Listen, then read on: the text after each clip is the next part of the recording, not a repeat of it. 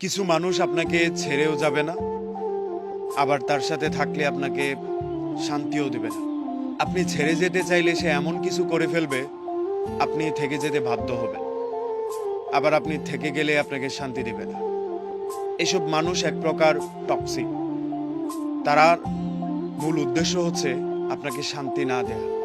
আপনারা সেপারেট হয়ে আলাদা গিয়ে ভালো থাকেন, এইটা সে চায় না।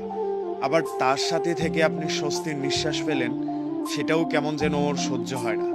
এই অসহ্যকর মানুষগুলো সারা জীবন আমাদেরকে শুধু যন্ত্রণাটাই দিয়ে যায়।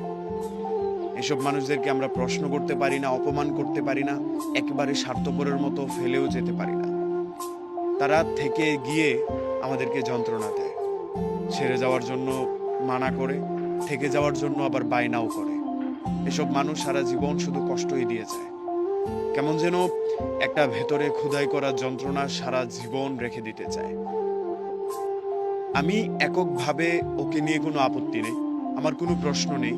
আমি স্বাচ্ছন্দ্যে ওর সাথে থেকে যেতে পারবো, কিন্তু ওর নানান প্রশ্ন আমাকে উত্তপ্ত করে ফেলে, আমাকে কষ্ট দেয়, বিব্রত করে, ক্ষত বিক্ষত করে। আমি বেকার, আমাকে দিয়ে একটা জব হচ্ছে না, আমি চেষ্টা চালিয়ে যাচ্ছি, এটা সে মেনে নিতে পারছে না। আবার সে অন্য কোথাও চলে যাবে, সেটাও সে চায় না। কারণ আমার মতো এক মনোযোগী একটা ছেলে সে বোধহয় আর পাবে না, সেই জন্যই হয়তো আমাকে ছেড়ে যাচ্ছে না। আমার মতো এক মনোযোগী একটা মেয়ে তার কপালে আর জুটবে না, সেই জন্য আমাকে কদর করছে। তারপরেও সে আমাকে যন্ত্রণাটাই দিচ্ছে, আমাকে পেইন দিচ্ছে, প্রতিবার আমাকে এইটা ওইটা দিয়ে কষ্ট দিচ্ছে। এইসব টক্সিক মানুষ আমরা জীবন থেকে যদি ঝেড়ে ফেলে দিতে পারতাম, তাহলে বোধহয় আমাদের জীবনটা আরো বেশি ইজি হয়ে যেত।